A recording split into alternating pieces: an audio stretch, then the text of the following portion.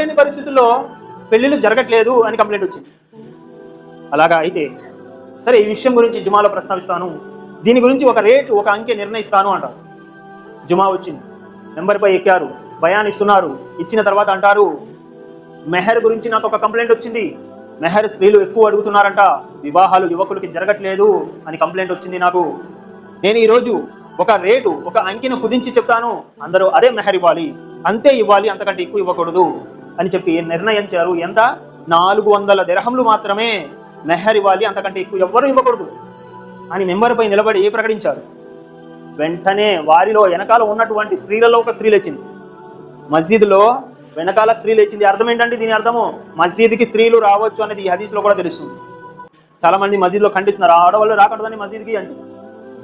స్త్రీ మస్జిద్లో లేచి అడుగుతుండే, అయితే వాళ్ళకి వెనక భాగమో లేదా పై భాగమో ఇవ్వాలి, మగవాళ్ళకి కలవకుండా వారికంటూ పరదా ఏర్పాటు చేసి మస్జిద్లో ఉండాలి, స్త్రీలకు అనుమతి ఉంది అనేది ఈ హదీస్లో తెలుస్తుంది. ఆ స్త్రీ లేస్తుంది, వెనకాల నుంచి యా అమీరుల్ మోమినీన్ అంటుంది, మీరు తప్పు చెప్తున్నారు. నేను తప్పు చెప్తున్నాను? ఆ స్త్రీ అంటుంది, మీరెవరు నిర్ణయించడానికి, మెహర్ నిర్ణయించడానికి మీరెవరు ప్రశ్నిస్తుంది. అల్లాహ్ సుబ్హానహు వ తఆలా ఖురాన్లో చెప్తున్నాడు, మెహర్ ఎంతైనా ఇవ్వచ్చు అని ఖురాన్లో చెప్పబడుతుంటే మీరెవరు దాన్ని ఖండించడానికి, కుదించడానికి, ఒక అంకె నిర్ణయించడానికి మీకు ఎక్కడి హక్కు ఉంది? మీకెవరిచ్చారు హక్కు? మహిళ నిలదీస్తుందండి ఎవరిని? రాజుని, ముస్లింల నాయకుడు. అలాంటి స్వేచ్ఛ ఉమర్ ఫారూక్ రజియల్లాహు అన్హు వారు ఇచ్చారు, ఒక నాయకుడుగా ఉండి ప్రజలకు. ఈ మాట వినగానే ఉమర్ ఫారూక్ రజియల్లాహు అన్హు వారు భయపడిపోయారు.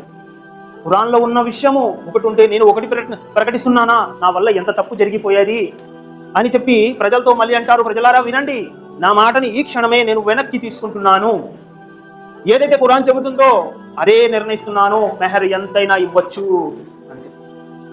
సోదరులారా, రెండు విషయాలు ఇక్కడ. స్వేచ్ఛ ఒక విషయం ఉంటే, ఖురాన్ యొక్క ఆయతు వచ్చిన తర్వాత దానిపై ఆచరించడం ముస్లింల యొక్క బాధ్యత అండి.